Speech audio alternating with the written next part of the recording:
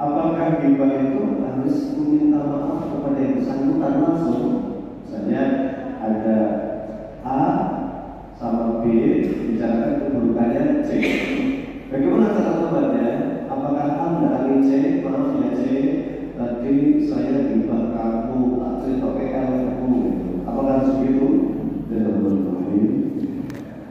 Assalamualaikum warahmatullahi wabarakatuh. Innal hamdalillah nahmaduhu wa nasta'inuhu wa nastaghfiruhu wa nastaghfiruhu wa na'udzu billahi min shururi anfusina wa min sayyiati a'malina man yahdihillahu fala mudilla lahu wa man yudlil fala hadiya lahu.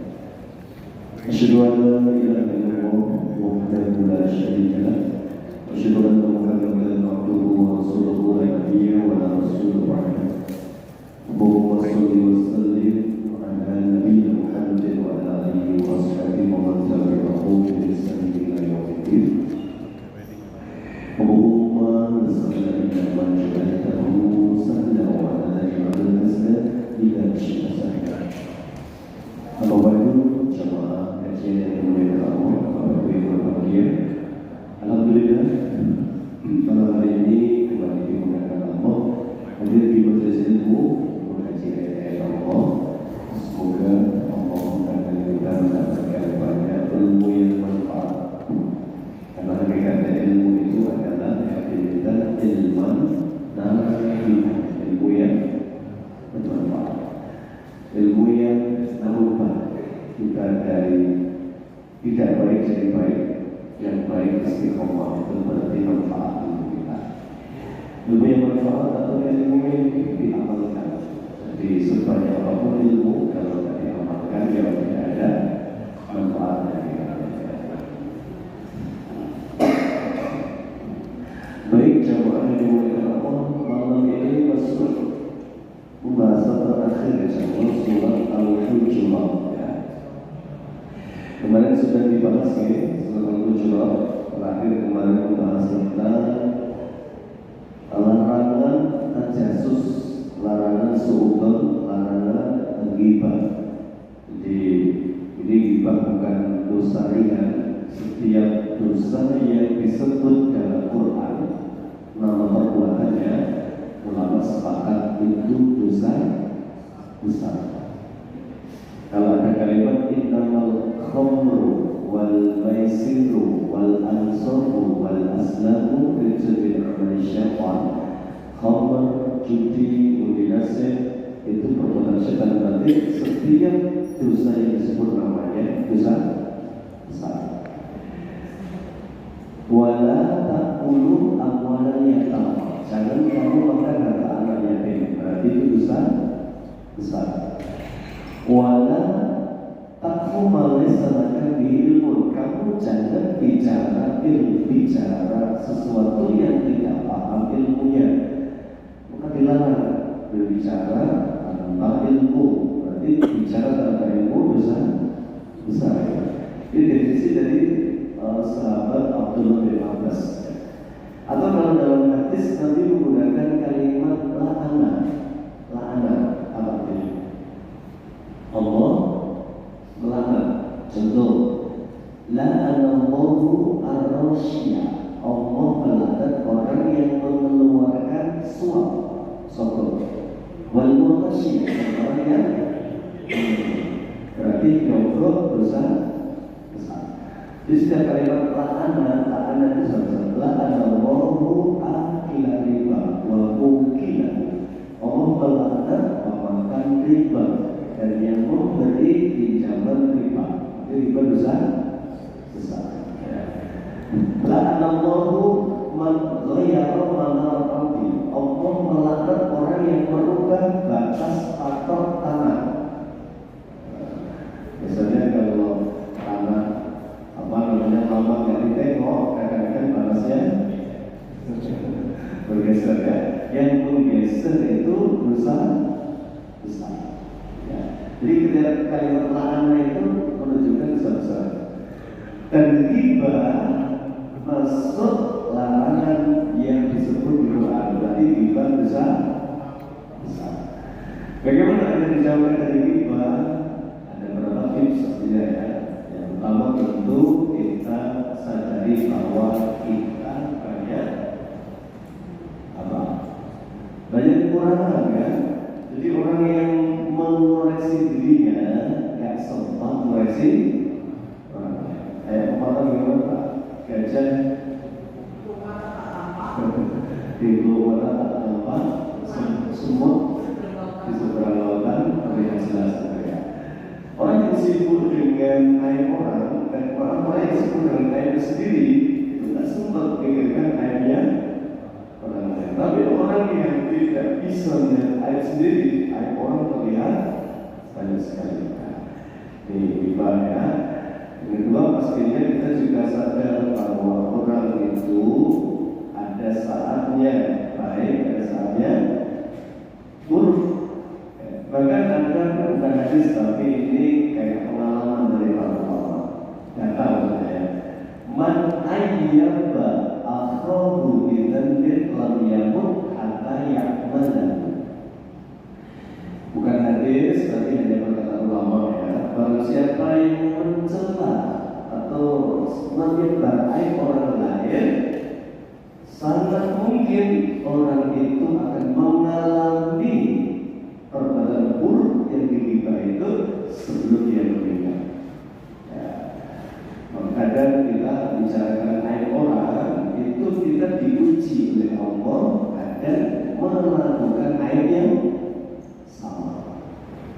Maka nanti ada hadis man satara aiba akhihi satarallahu aibahu fid dunya wal akhirah. Siapa yang menutup aib saudaranya, Allah akan tutup aibnya di dunia dan akhirat. Ya. Jadi sering bilang keburukan orang itu sangat mungkin kembali ke yang bicarakan. Seringnya begitu. Ya. Itu beberapa. Di sini ada bagaimana taubatnya dari ghibah. Ghibah itu hubungan dengan Allah atau dengan manusia? Misalnya manusia ya. Kalau dengan Allah cukup 3. 1, ayyub li'akanil maksiat, berhenti dari maksiat. Itu sudah syarat pertama. Namanya syarat harus lengkap. 2, ayat dama ala fi'liha, menyesal setelah melakukannya. Yang ketiga ya, Allah ya'udah ilaiha, dia berjanji tidak akan mengulang. 1, 2, 3 namanya syurut, syarat, berarti harus 3-3 ya. Kemudian kalau terkait dengan manusia tambah 1, apa itu ya, menyelesaikan dengan yang bersangkutan ya. Kalau ada kezaliman mengambil hak, maka wajib dikembalikan haknya. Misalnya haknya apa? Misalnya tadi geser patok tanah, kan dalil merampas barang orang, dalil wajib dikembalikan. Kalau soal kehormatan apa contohnya? Iya, orang baik-baik difitnah, gimana taubatnya? Yang membalikan nama baiknya. Nah, kalau ghibah, bagaimana cara taubatnya? Misalnya kadang-kadang ada syarat. Wa al-syaratu annaka ala ma fata fihi naz'un. Apakah ghibah itu harus meminta maaf kepada yang bersangkutan langsung? Misalnya ada A sama B bicarakan keburukannya C. Bagaimana cara taubatnya? Apakah A mendatangi C? Maaf ya C, tadi saya ghibah kamu, tak cerita ke kamu. Apakah harus begitu? Ya.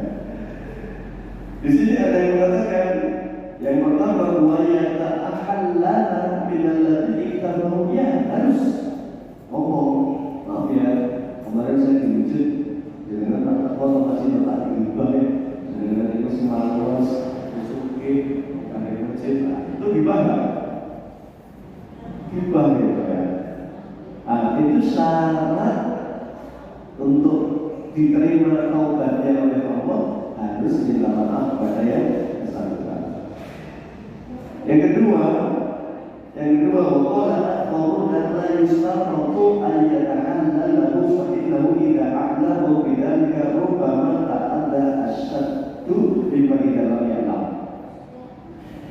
Kalau diberitahu justru yang bersangkutan loro ati, boleh-boleh buriku yo enak aku loh sebenarnya.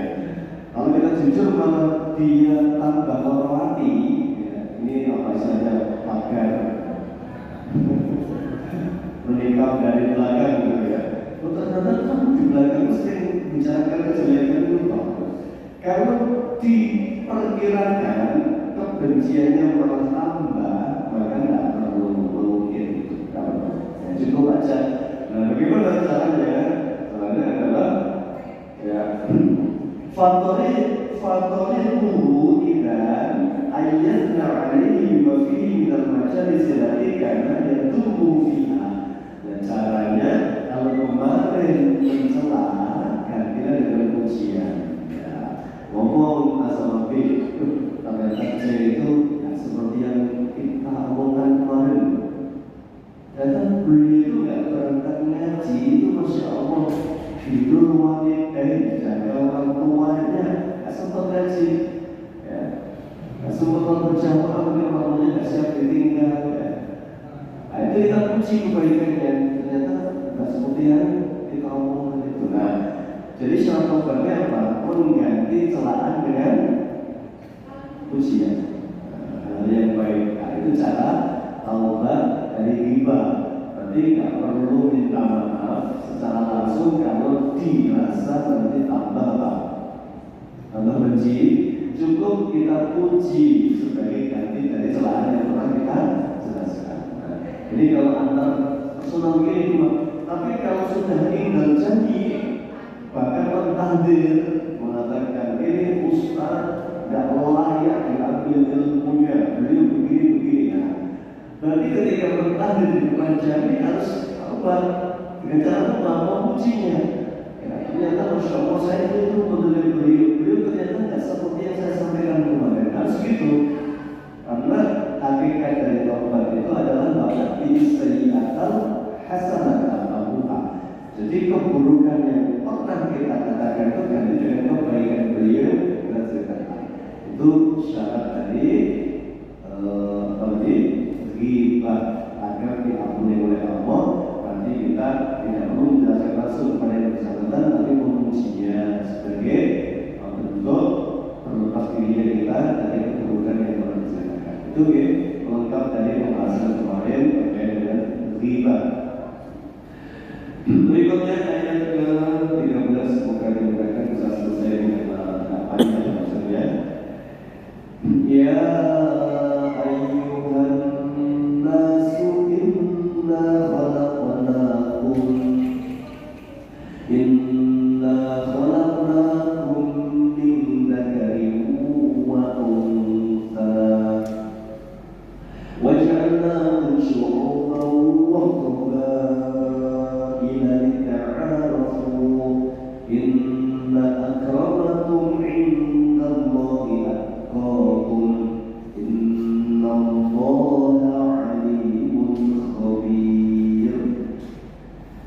ini sambungan dari ayat sebelumnya pembahasannya.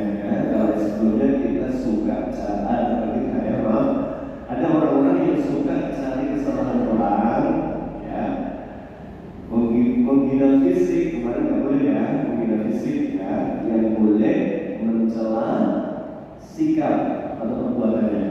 Jadi jangan, tapi nggak suka ada orang yang menghina fisik, nggak suka, ya.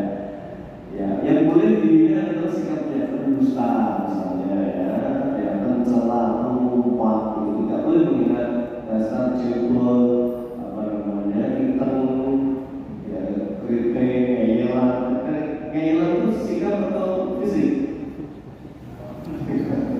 Sikap, ya.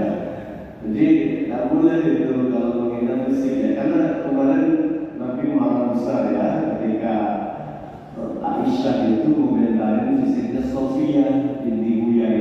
Ini istri Nabi yang dari putrinya atau Yahudi kan, Sofia binti Huyai bin Akhtab. Itu orangnya Aisyah itu Sofia itu apa-apaan, perempuan kosir, pendek gitu ya. Nabi mengatakan ya cukup ucapanmu ini andaikan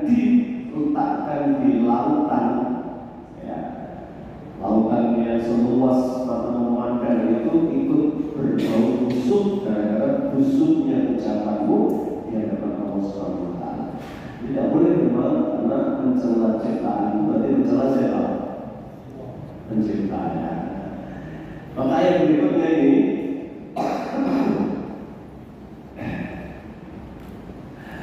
ya ayyuhan nas wahai manusia inna khalaqnakum min dzakarin wa unsa, kami telah menciptakan kalian dari laki-laki dan perempuan. Maksudnya siapa? Kita bacakan kata yang mutasir yaqulu ta'ala mukhbirun lin-nasi annahu khalaqahum min nafsin wahidah wa ja'ala minha zawjaha wa huma Adam wa Hawa. Maksudnya adalah kami telah menciptakan kalian semua itu dari dzakar, laki-laki itu namanya Adam, wa unsa pasangannya namanya Hawa.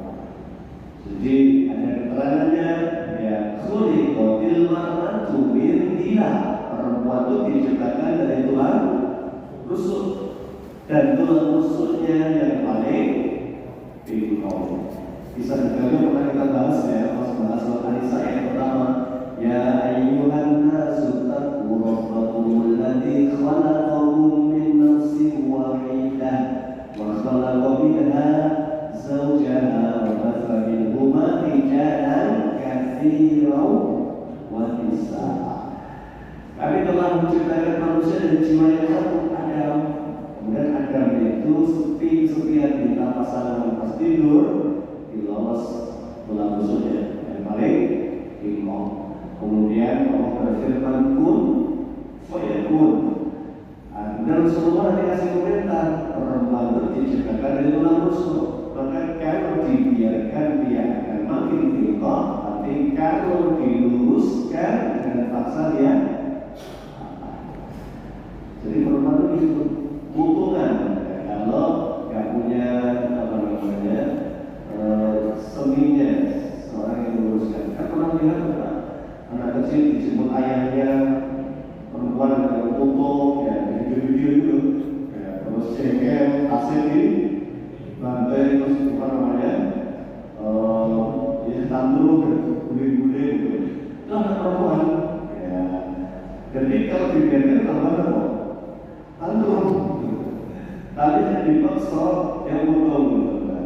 Maka berbaik-baiklah terhadap perempuan kalian. Rasulullah khiyarukum li ahlihi, yang paling bagus di antara kalian adalah yang paling bagus pada pasangannya.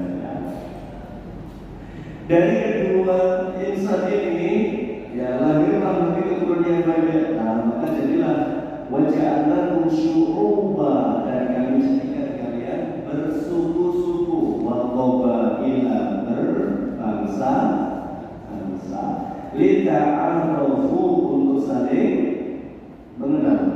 Maksudnya apa?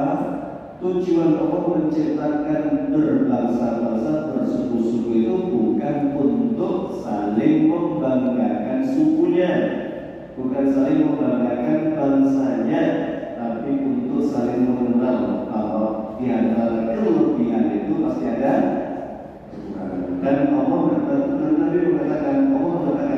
inna akramakum indallahi atqakum, yang paling mulia di antara kalian adalah berbangsa-bangsa, bersuku-suku.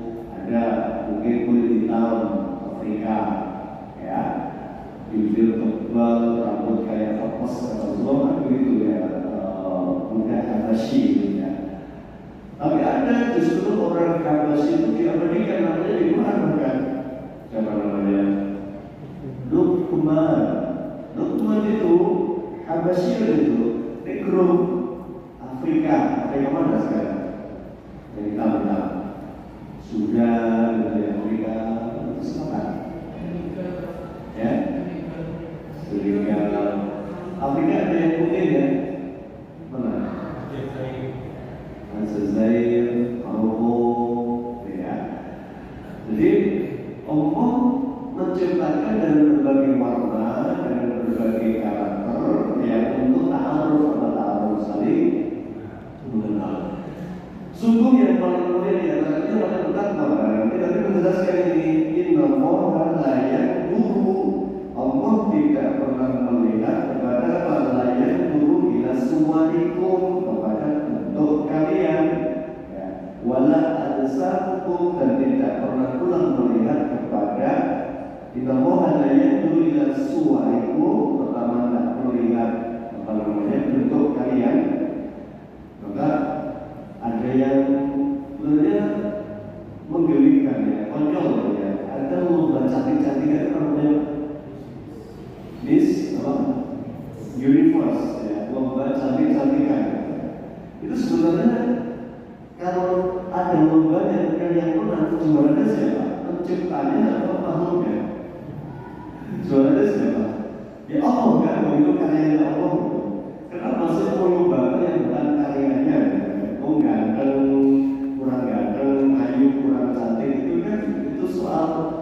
ciptaan Allah semua. Ya. Jadi kalau di lembaga harusnya ada prestasi, bukan apa, bukan fisik kan. Fisik Allah nggak pernah bernilai. Makanya Rasulullah juga mengatakan Allah itu nggak melihat bentuk kalian, wala amwalikum, bahkan tidak melihat harta kalian, walakin yanzuru ila qulubikum, tapi Allah melihat kebersihan hati kalian, wa a'malikum, dan amal soleh kalian. Hadis ini sahih rawahu Ibnu Majah, bahkan juga diriwayatkan oleh Imam Muslim dalam riwayat yang lain. Artinya apa? Allah tidak melihat sama sekali untuk kita. Makanya Rasulullah SAW itu dia juga mengatakan, Umdur fa innaka lasta bi khairin ahbar wa asfar illa anta faddalahu bi taqwahu. Bitaqwallahi. Sungguh ya Allah tidak pernah memuliakan kalian. Siapa yang bangsa Arab dibandingkan bangsa Ajam. Ajam itu di luar Arab.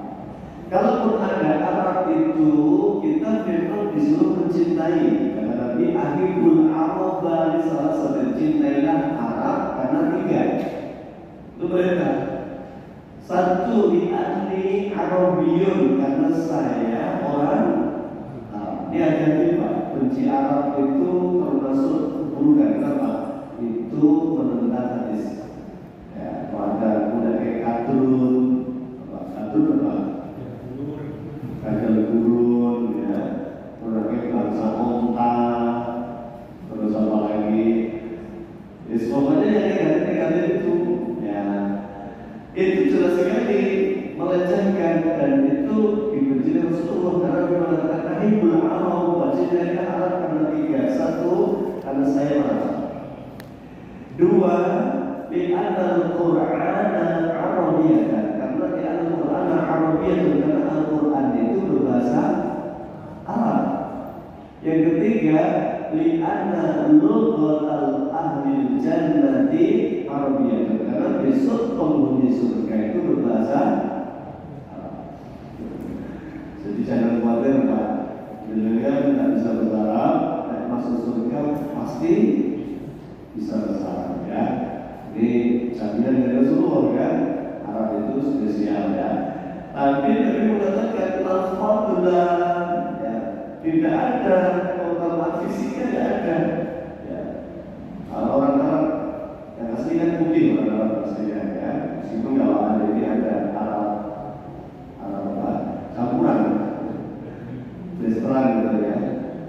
Arab Badui itu bukan sesuatu yang buruk ya, ini justru mereka itu kalau lihat apa namanya video-video ya tentang Arab Badui itu kehidupannya Masya Allah damai ya kan.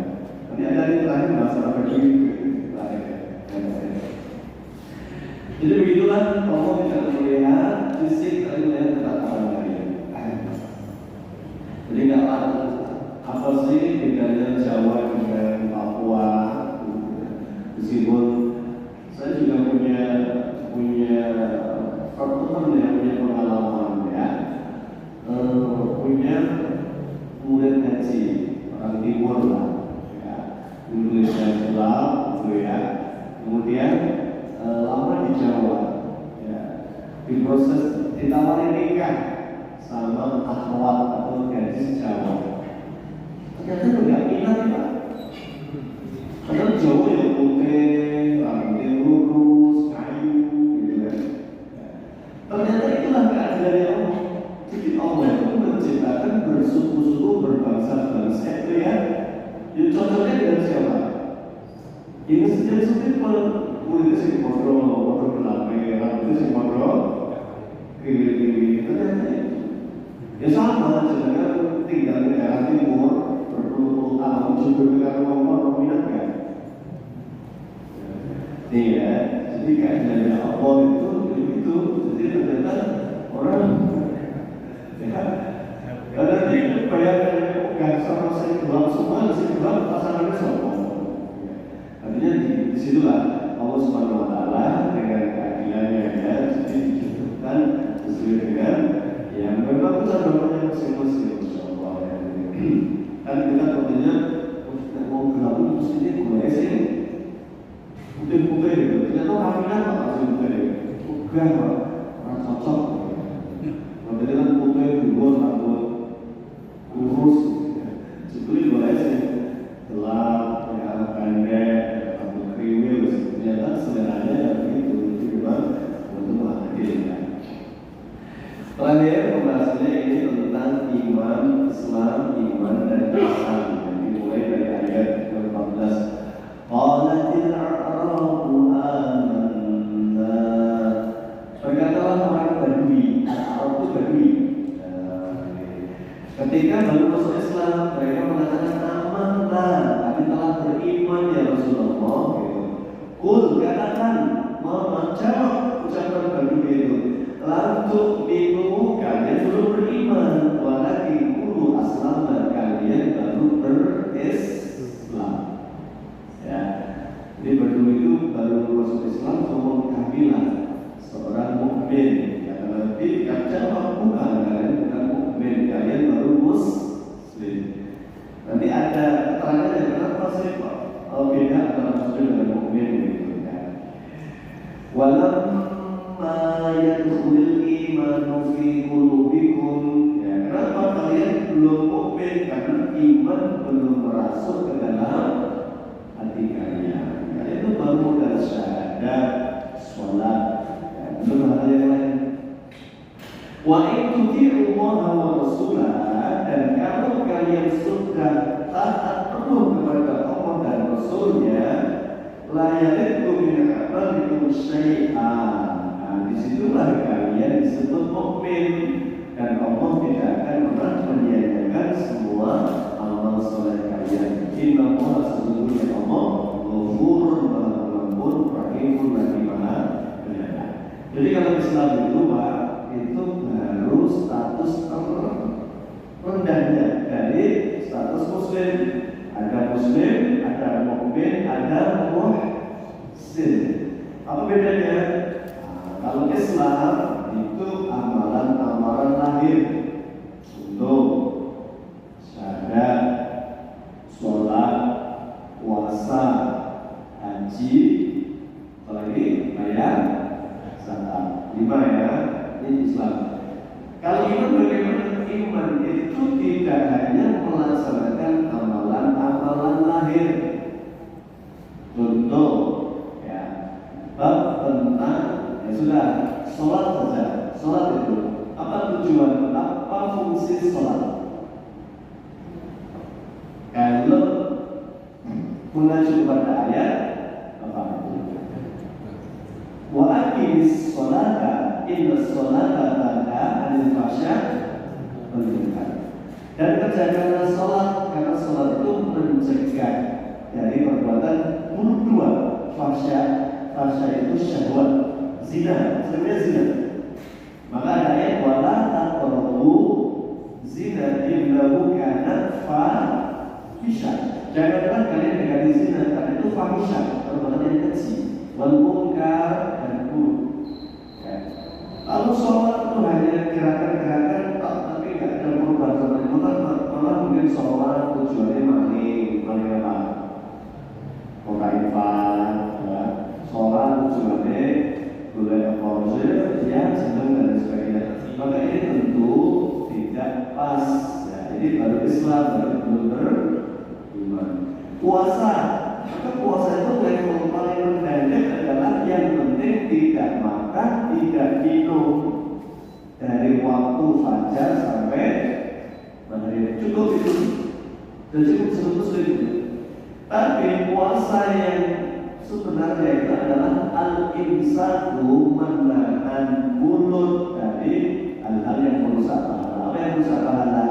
Tadi riba, ya, bohong. Menahan mata dari pandangan yang merusak pahala. Apa itu? Pemandangan yang haram, lihat gambar-gambar seronok, saru. Itu contoh. Jadi hakikat, jadi iman bisa sampai pada hakikat. Ya, kalau tadi puasa itu masih syariah saja. Baca Quran itu kalau kita pakainya hanya angka itu kan, Man qara'a harfan min kitabillah falahu hasanah wal hasanatu bi asyri amsalihha.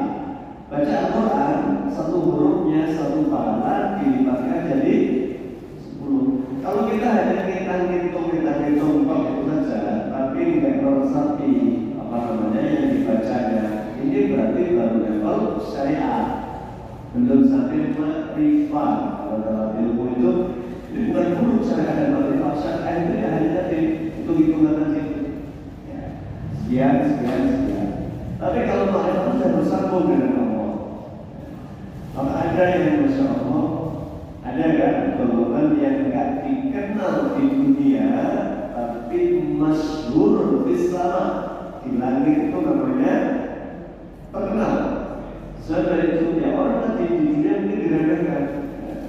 Ada mungkin orang baca Quran itu beli kotak jadi, tapi khosyahnya apa? Takutnya kepada Allah luar biasa.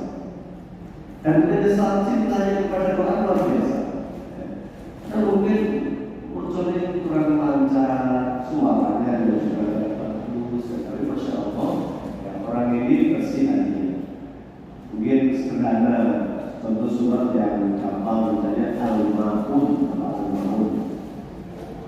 ya, surat yang nanti identik dengan bukti sholat yang benar itu apa? Kan ada ayatnya Ar-Ra'aitan ladzi yukadzibu bid-din fadzalika alladzi yad'ul yatim. Bacanya bagus, suaranya berdayu-dayu tentang anak yatim, tapi tidak pernah peduli, tidak pernah punya rasa empati yang membantu yatim yang kesulitan. Ini berarti baru level syariat saja, tidak ada makrifat, tidak ada kesambungan antara hatinya dengan apa yang dibacanya. Jadi bagi itu baru dikatakan kamu itu belum mukmin, masih Muslim. Kapan kamu mukmin? Nah, yang berikut dari innamal mu'minuna alladzina amanu billahi wa rasulihi tsumma lam yartabu wa jahadu bi amwalihim wa anfusihim fi sabilillah ulaika humus shadiqun. Yang sebenarnya lain mungkin siapa mereka yang beriman kepada Allah dan Rasulnya, kemudian ragu-ragu. Karena berarti apa? Semua yang datang dari Allah dan Rasulnya dibenarkan. Pahala, surga, ancaman, neraka. Ya, saya betul bahwa semua pasti akan terjadi disampaikan. Itu namanya iman, tidak ada ragu. Baca hati dia berjihad memperjuangkan agama ini dengan harta dan amwal, harta, anfus, jiwanya. Bisa tidak bisa Allah. Mereka inilah orang-orang yang shadiqun. Sidik itu orang yang jujur antara tindakan dengan omongannya. Jadi selaras sebenarnya. Qul atu'allimuna Allaha bi dinikum wallahu ya'lamu ma fis samawati wa ma fil ardh wallahu bi kulli syai'in alim. Ada orang-orang itu yang Allah katakan, apakah kalian hendak memberitahukan kepada Allah tentang kualitas kalian? Jadi nggak perlu ya kita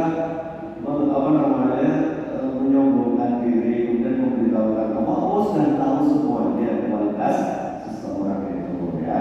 Dan Allah Maha mengetahui yang ada di langit dan yang di bumi.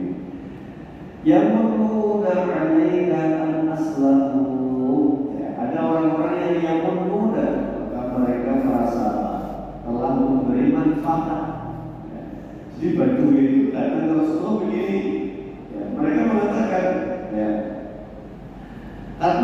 karena Islamnya mereka itulah, karena mereka masuk Islam itulah, akhirnya Islam dimenangkan oleh Allah. Tambah kuat, tambah berwibawa karena Islamnya mereka. Perbuatan dan perasaan seperti ini Allah gak suka. Bahkan Allah itu gak butuh sebenarnya dengan keislaman kita. Ya kan? Nanti lihat diskusi. Ya ibadi wa hambaku, law anna Allah wajibnakum. Wahai hambaku, ibadi hamba-hambaku, andaikan semua dari kalian, bangsa jin dan manusia, orang pertama tapi ada dan yang terakhir, semuanya beriman kepadaku, mazada fi mulki syai'an, tidak menambah kemuliaanku sedikit. Dan orang sedunia itu tidak ada yang apa? Bukan, tidak ada yang kafir, Pak. Muslim semua satu dunia ini. Allah nggak tambah mulia, bukan jadi tambah berwibawa, bukan ya Allah. Ya, tidak menambah sedikit pun kemuliaan.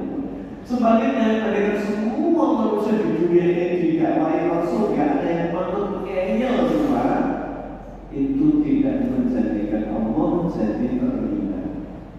Ya. Kenapa? Karena semua itu kembalinya ke siapa? Ke diri sendiri masing-masing. Jadi jangan sok merasa berjasa kepada Allah. Jadi bagi ini, ya, Qul takunu alaya islamakum, jawab Muhammad bagi yang sok-sokan gaya Islam ini jaya karena saya. Islam itu berkembang karena saya.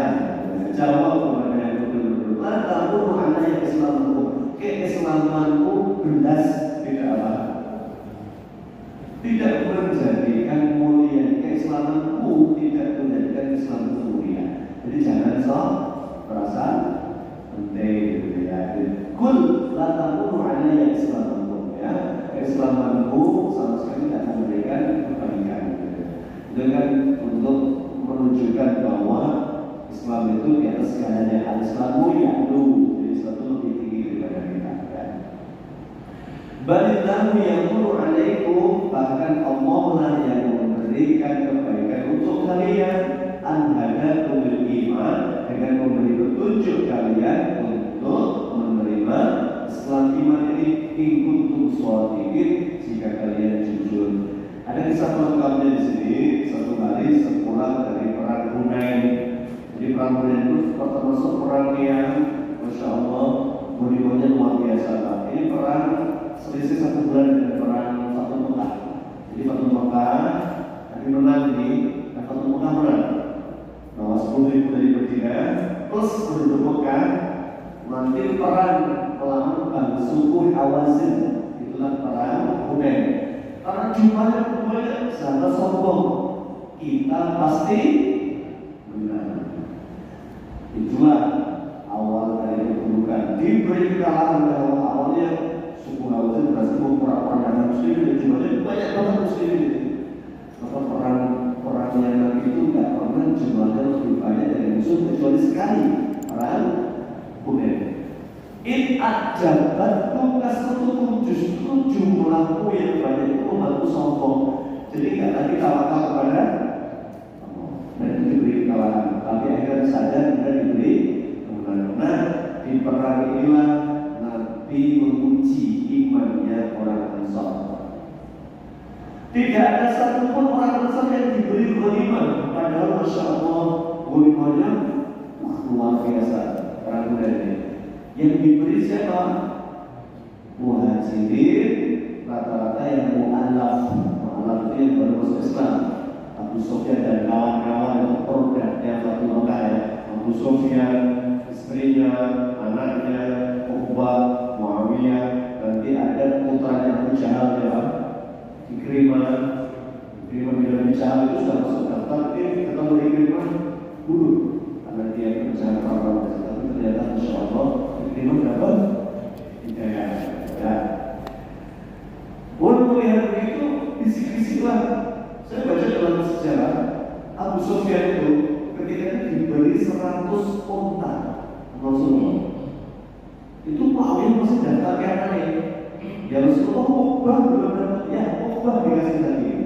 Jadi saat keluarga bawa 1 unta pulang, Ansarnya belas dikasih ya. Kemudian bisik-bisiklah Rasulullah sudah lupa dengan kita karena ketemu siapa? Yang penduduk Mekah. Nanti kan orang Mekah kan ketemu dulur asli deh. Bisik-bisiknya begitu. Nanti mendengar, nanti membiarkan sampai nanti ada kesempatan dia berbicara ya. Kama qala An-Nabi sallallahu alaihi wasallam lil Ansar yaum Hunain. Maka Nabi berkata dalam Hunain, ya ma'asyarul Ansar, wahai penduduk Ansar, ya, tidakkah kalian rela mereka muhajirin pulang ke negerinya di Mekah membawa unta, kambing, sapi, sementara kalian pulang ke Madinah membawa Rasulullah? Tidakkah kalian ridho? Pilih mana? Unta atau Rasulullah? Jadi sahabat nangis, merasa bersalah.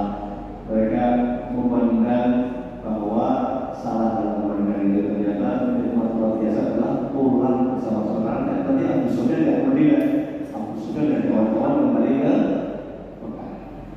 Ya, sudah mengatakan, sukakah kalian, tidak sukakah kalian pulang ke Madinah membawa Rasulullah daripada mereka pulang ke rumah Mekah membawa unta-untanya itu? Dan Nabi mengatakan, ya Rasul Ansar, alam ajidkum dhalalan fahadakum mawbi. Bukankah kalian dulu ketika saya datang ke Madinah, kalian masih tersesat, masih menyembah patung-patung, masih musyrik, dan masih akhraf, enggak kenal siapa itu Tuhan. Kemudian kamu memberi petunjuk dengan peraturan dakwahmu. Itu tadi Rasulullah mengilingi tentang nikmat yang luar biasa. Wa kuntum mutafarriqina fa'allafakum bi.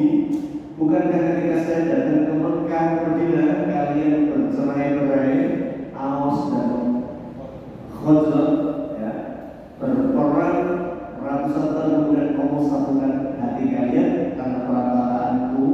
Ingatkah kalian? Ya. Wa kuntum 'alatan fa'allafakum bi. Bukankah kalian itu bangsa yang miskin? Ya. Kemudian saya datang, kemudian kita diberi kekayaan oleh Allah dengan ghaniman yang luar biasa. Bukankah itu nikmat? Ya. Orang sahabat menangis semua, bahkan tertunduk menyesal ketika mereka mendengar semua yang disampaikan Rasulullah sallallahu alaihi wasallam. Ya. Jadi ini tolak ukurnya adalah iman. Ya, bahwa kebaikan-kebaikan itu kembalinya ke kita masing-masing, bukan kepada Allah. Tapi banyak ayat yang semisal, misalnya walaqad atayna Luqman al-hikmata an yashkur lillah wa man yashkur fa innama yashkuru li nafsihi. Siapa yang bersyukur kembalinya kepada dirinya sendiri. Allah tidak butuh mantul kita juga. Tapi Allah hanya membiarkan yang mantul akan ditambah nikmatnya. Namanya orang tahu diri, diberi kemudian bersyukur. Yang tidak mau bersyukur tidak apa-apa, tapi Allah menggunakan ada bukti nikmatnya diambil kemudian diganti dengan nikmat, apa itu musibah-musibah. Ada yang bersyukur, syukurnya itu dengan taat. Maka banyak gagal panen sebenarnya dimulai dari tidak menunaikan zakat. Meskipun obatnya disemprot, hamanya, pupuknya yang mahal-mahal, kalau zakatnya tidak pernah dibayarkan, berkatnya hilang. Jadi Allah itu hanya mengingatkan, maka kembalinya ke masing-masing. Inna Allaha ya'lamu ghaiba as-samawati wal ardh wa Allahu basirun bima ta'malun. Dan Allah Maha tahu, Maha melihat terhadap apa yang kalian lakukan. Selesai surat Al-Hujurat. Berikutnya yang turun surah Al-Hujurat, surat At-Tahrim. Ini juga penting sekali surat ini, karena surat ini nanti surat tentang keluarga yang paling lengkap. Dan begitulah sejarah terus berulang sama. Ada 4 keluarga nanti di surat At-Tahrim. Dari keluarga bapaknya, suaminya bagus, istrinya durhaka. Ada yang keluarga istrinya bagus, taat salehah, suaminya durhaka. Ada keluarga yang Masya Allah, suami istri baik, soleh dan solehah, kemudian kelak punya keturunan yang baik.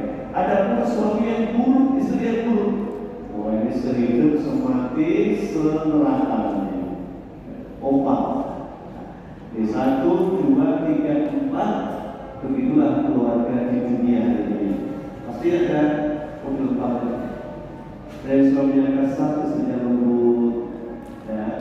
Ada yang suaminya masya Allah ini percaya betul dengan istri sudah selingkuh, ya biarlah tiba-tiba keluarga ini. Ada yang anaknya masya Allah ya, ada yang bapaknya kasar, ibunya lembut, anaknya lembut, ya. Ada yang nanti kebalikannya ya, anaknya kasar dan sebagainya.